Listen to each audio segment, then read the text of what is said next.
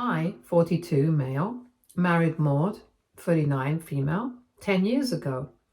She has a daughter, Remi, 17, female, from her previous marriage to her ex-husband, Stan, 40, male.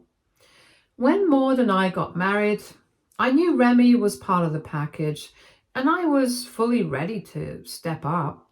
I'm child-free by choice, so I thought this would be a good compromise.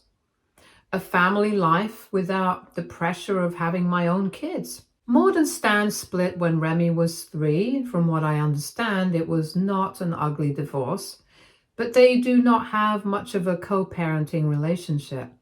Stan is somewhat involved, though not as much as he could be. He pays child support, but does not spend much time with Remi.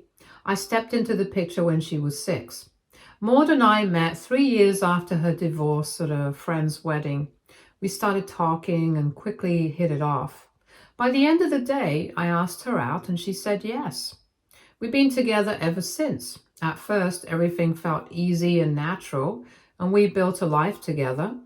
I thought things would last forever, but over time, I started noticing changes in our relationship that made me see things differently. I've tried hard to be a positive influence in Remi's life. I've done everything from helping with homework to paying for her hobbies and making sure she has opportunities that I did not have growing up. I even started a college fund for her when I married Maud because at the time, I considered her my daughter, even if not biologically. Fast forward to now, and things have been rough. Remi's picked up a pretty bad attitude over the past few years, especially towards me. At first, I thought it was just a normal teenage tantrum, but it has only gotten worse. She acts like I'm invisible, treats me like a cash machine, and throws around snarky remarks about how I am not her real dad. I've tried to have heart-to-heart talks with her about improving our relationship, but it always falls flat. She usually just brushes me off with an eye roll and a sarcastic, whatever. Last week, everything came to a head. Remi was in one of her moods, stomping around the house and making a scene over something trivial, running out of her favorite shampoo. Normally, I try to let things like that slide. Teenagers have bad days, and I get that. But this time, it stung more than usual because I had just spent the entire weekend helping her finish a school project. I drove her back and forth to the library, picked up last-minute supplies she forgot, stayed up late Sunday night helping her polish everything. I thought my efforts might have earned me at least a little gratitude, or at the very least, a neutral attitude. Instead, she was dismissive and rude.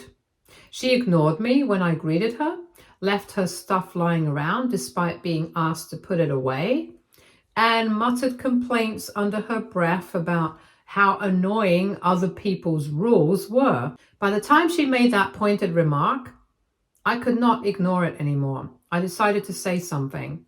I calmly pointed out that her behavior was disrespectful and that the way she was acting towards me was not okay.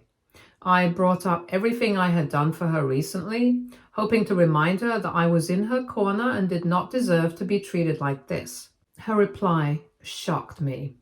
She clearly showed that she did not view me as someone who could comment on her actions.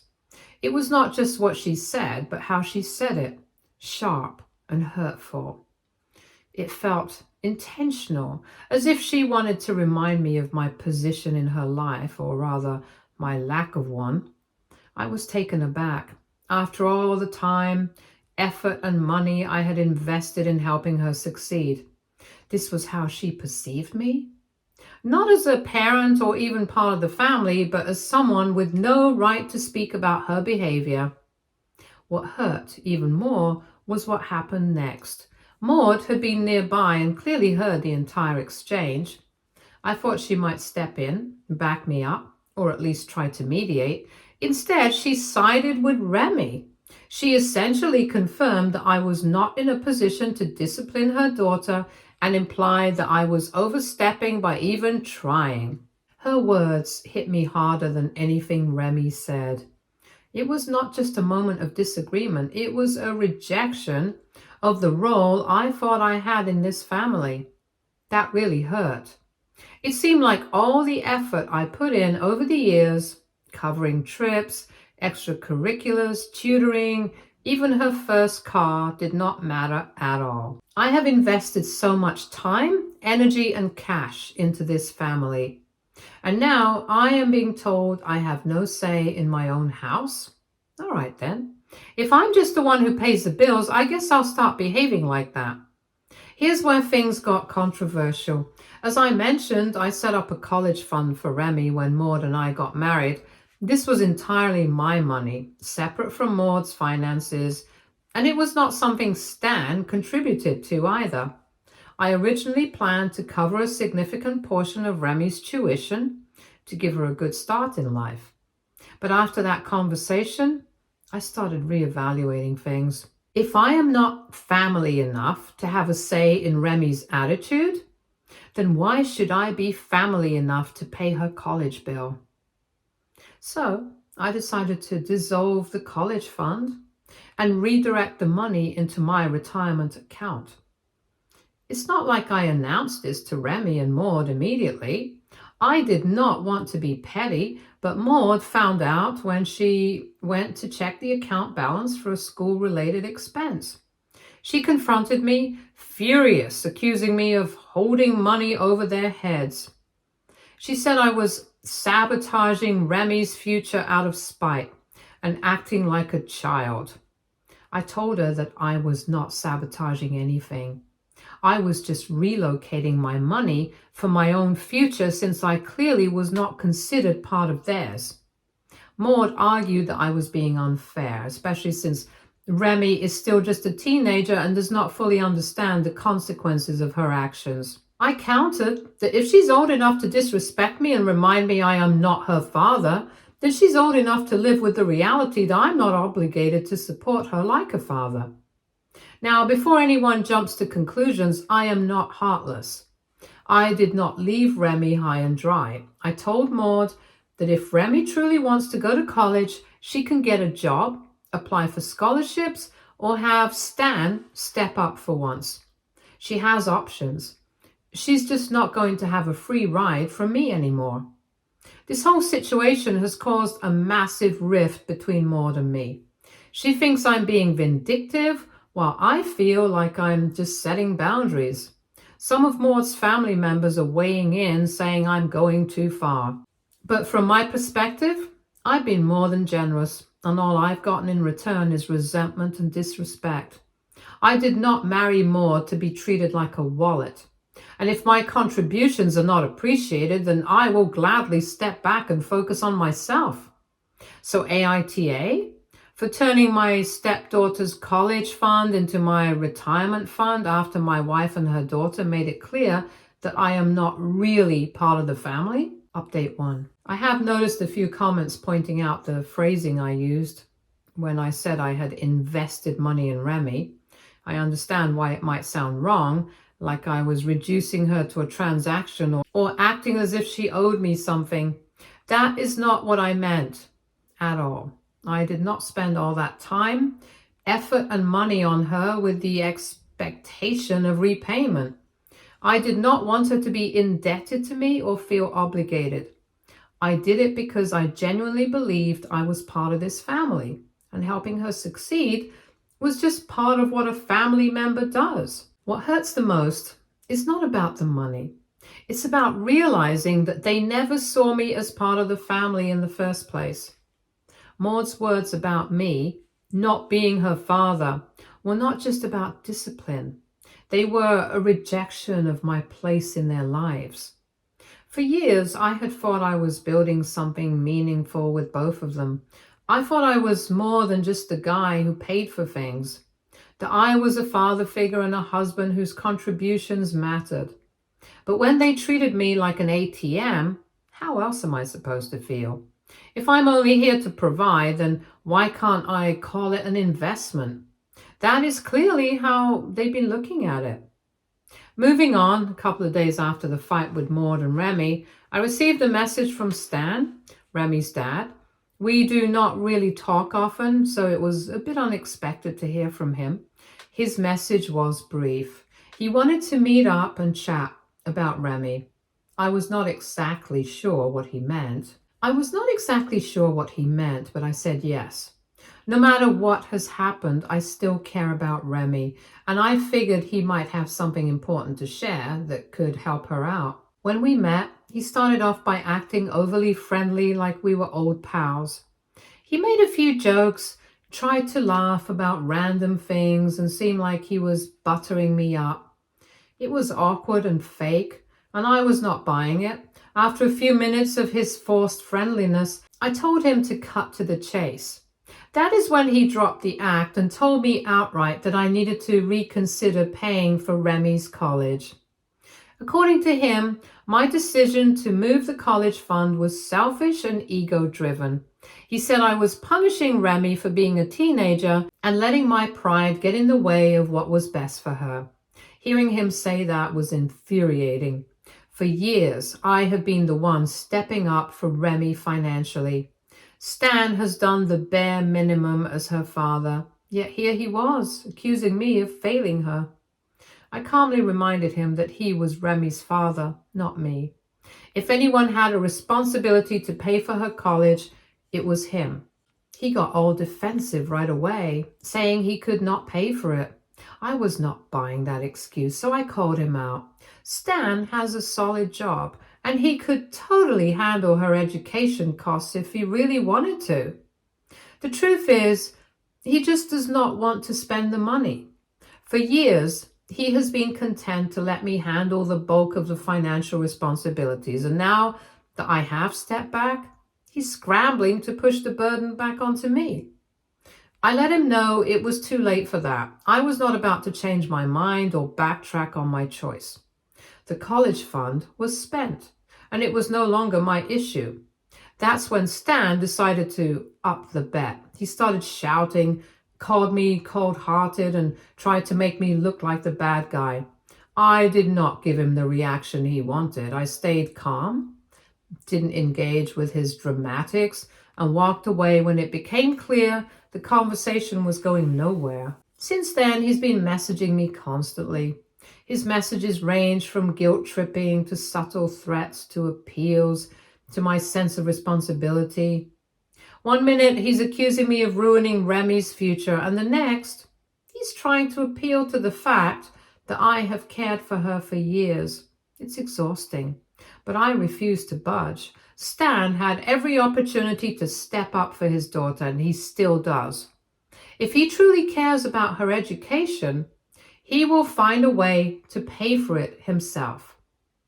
This whole situation has forced me to think a lot about where I stand with Maud, Remi, and now even Stan. I don't think my decision to dissolve the college fund was an easy one, but I do believe it was the right one.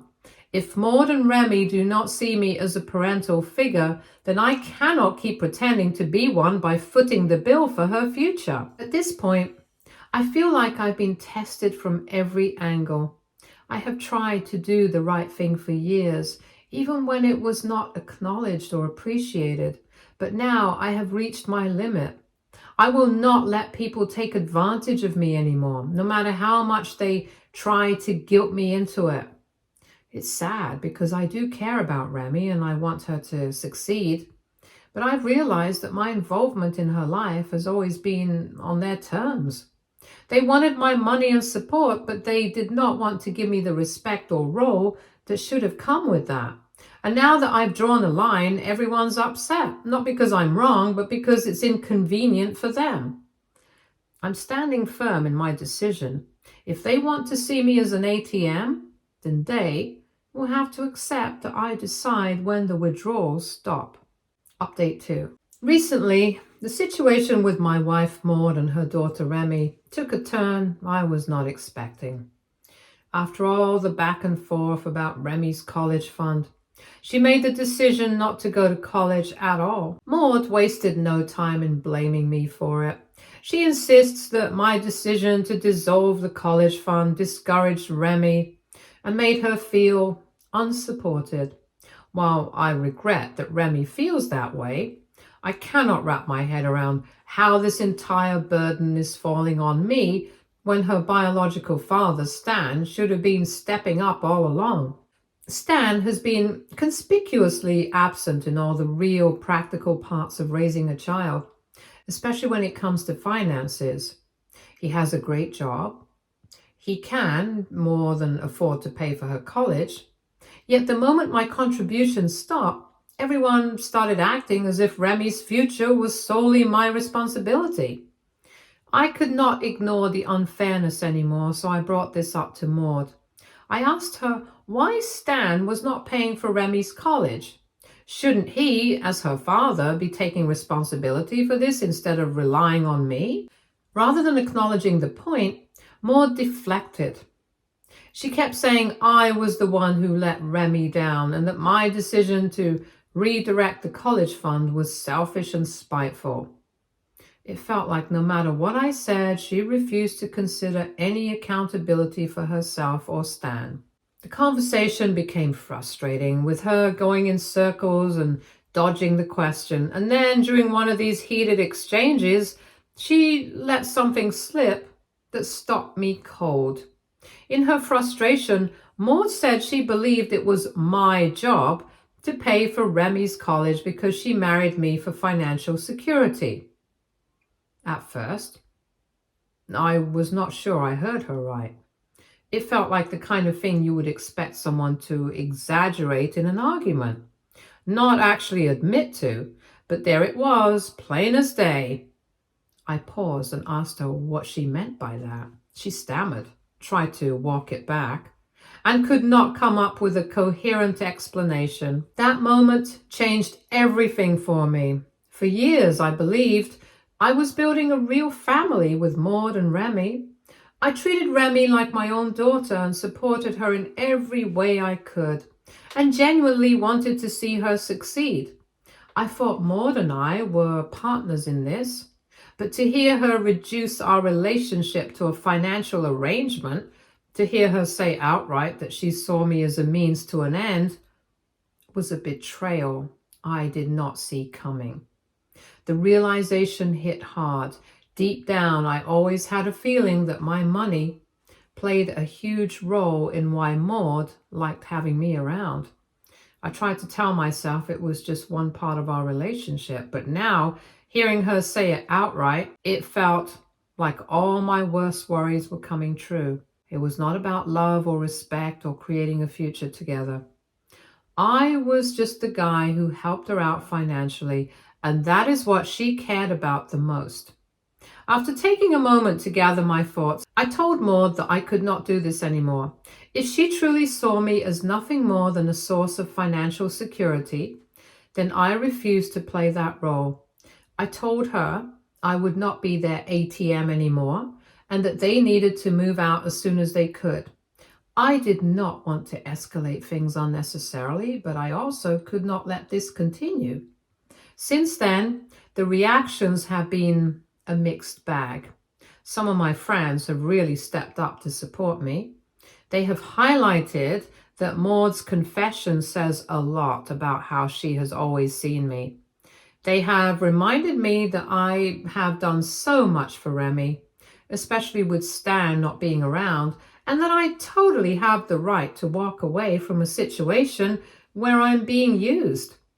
One friend even mentioned that it seems like Maud was never really invested in me as a person, just in what I could offer, and that it is better to cut ties now rather than let this situation keep dragging me down.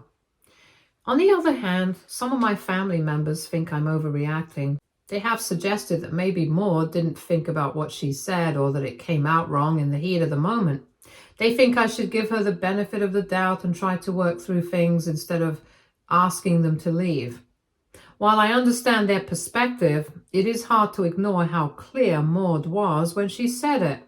Her inability to explain herself afterwards only reinforced the idea that she meant exactly what she said. This situation has left me questioning everything. Did Maud ever truly see me as a partner? Or was I just a convenient financial solution? Did Remi ever see me as a father figure, or was I just the guy who made things easier for her? And now that I have drawn a line and said I won't be an ATM anymore, am I really doing the right thing? Or am I walking away from a family I could have salvaged if I had handled things differently? At this point, I feel like I've done everything I could to be a good husband, stepfather. I supported them financially, emotionally, and in every other way I could think of, but now it feels like none of that mattered as much as my ability to pay the bills. That is a tough pill to swallow, and I am not sure how to move forward from here. Update 3. A few weeks ago, Maud and Remi moved out. It was not an easy decision, but it was one I knew I had to make. For a while, I thought that was the end of it. But then last week, Maud reached out. She asked if we could meet, and I did not think it was a good idea. But in a moment of weakness, I decided to hear her out. I was not sure what I expected, but I figured it would give us both some closure, one way or another. I met her at a restaurant for lunch, and when she saw me, she started crying almost immediately. She apologized for everything. She said she was wrong to treat me the way she did, to view me as a source of money. She said she loved me and could not imagine going on without me. I listened as she cried and begged me to reconsider, telling me how much she regretted what she had done. But no matter how sincere she sounded, it did not change anything for me. All I could think about was the moment she had told me that she married me for financial security. I had been hoping somewhere deep down that when we met, she would tell me that it had been said in the heat of the moment, out of frustration, and that it was not how she truly felt. But that is not what happened. Instead, she confirmed it. She told me she meant what she said. That admission was like a punch to the gut. I had always known on some level that my financial contributions were important to Maud. I convinced myself that it was only a small part of what we had, that I was important to her for more than just the money I brought in. But now, hearing her say it so clearly, there was no denying it. She had married me because she needed financial stability, and somewhere along the way, that became all I was to her. I wanted her to tell me that she did not mean it, that she was just angry and speaking out of frustration. I wanted her to explain herself, to take it all back, but she did not. She did not offer an explanation or a justification. She just said it again. She meant it. And that is when I knew. I gave her the chance to speak, to apologize, to try to fix things. But when she was finished, I told her I wanted a divorce. I made it clear that my decision was final. The reality of the situation hit me hard. This was not something I could fix with a conversation or a few apologies. It was a fundamental issue. I was not valued for who I was. I was just a provider. Maud really tried to get me to change my mind, but I stood my ground. I kept my cool even when she got upset and started pleading with me. I could see how hard this was for her, but I could not keep ignoring the reality. When she confessed that she married me mainly for financial security, it felt like everything came crashing down. It was not just a slip of the tongue during a fight. It was the harsh truth. Making this decision was not easy at all. I still have feelings for Maud, but the person I thought I knew is not who she really is. The trust is gone. And once that is lost, it's tough to get back. The hardest part in all this is realizing that I was never really seen for who I am. For all the things I did for Maud and Remi, for all the love and care I gave, it was always about the money. I gave them everything, and it was never enough. Now I feel like I've lost a piece of myself, but I also feel free. I do not have to keep pretending that I'm okay with being treated that way. Since that meeting, things have been quiet. I have not heard much from Maud. She's still trying to convince me to change my mind, but I am not swayed. I do not think I can ever go back to that dynamic. It would be a constant reminder of how little I was valued. The truth is, I deserve better than being someone's financial safety net. I deserve a partner, not someone who views me as a paycheck. Update 4. I have filed for divorce. Honestly, I did not realize how hard it would be. I thought once the decision was made, things would be easier, but the reality is far more complicated than I imagined. There is a lot more to it than just signing papers and walking away. I'm finding it harder to detach than I thought I would. Maud still calls me now and then. Every time, it's the same thing. She's trying to convince me to reconsider, asking me to come back and work things out. She tells me she's sorry, that she loves me, and that she cannot imagine life without me. It's exhausting, to be honest. I understand why she's doing it, but it does not change anything for me. I keep telling her that I cannot go back. I've made my decision, and nothing she says is going to change that. I'm not really sure what I was hoping for when I decided to get a divorce, but this definitely is not it. I thought it would clear things up, but it has just made everything feel even more confusing. My life feels completely flipped around, and I'm just trying to figure out how to move ahead. Update 5.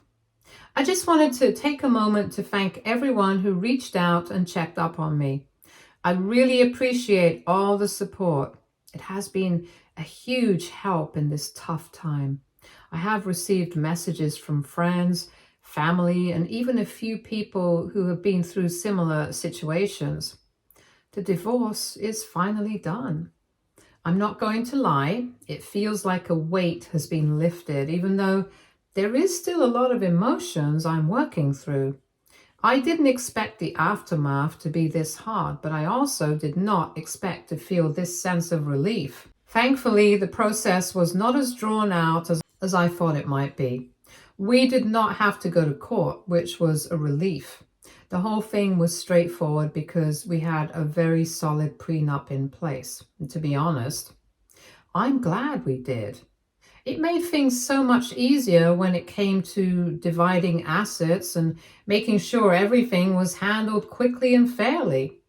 I cannot even imagine how much harder it would have been without it. I did not have to go through the stress and uncertainty of a long court battle. Instead, things moved pretty quickly once we started the paperwork. I think that is one small blessing in all of this. Maud, on the other hand, was not quite as ready to let go. Even at the very last minute, she kept trying to convince me to change my mind. She kept saying she was sorry, that she loved me, that we could fix things if I gave her another chance. I will admit, it was hard to hear that. There were times when I started questioning my decision, wondering if I was doing the right thing, but every time I heard her try to plead with me, I remembered why I was doing this in the first place. A few days before the divorce was finalized, Remi reached out to me. She apologized for everything that had happened and hoped it would change my mind. I was taken aback since we had not spoken much recently and our last conversation was tense. She seemed genuine and part of me wanted to trust her, but I knew nothing would change my mind. I had already made my choice and no apology could fix what had happened. I replied, thanked her for her apology, and told her my decision was final. I wished her well. The hardest part of all of this has been dealing with the aftermath. It's not just about filing the paperwork and getting the divorce finalized. It's about the emotional fallout. I did not realize how much I had poured into this relationship until it was all said and done. But I don't know what I expected. We were together for almost 11 years. It was bound to be tough. Now, with everything flipped upside down, it is a weird feeling. I don't have all the answers, and I'm not completely sure what the future looks like. But I am taking it day by day, trying to keep my focus on getting my life back on track. So where am I now? Honestly, I'm just trying to get my life together. It has been a lot to process, and I'm still figuring things out. Again, thank you all for your support. Stay tuned for more stories from our girl relationships.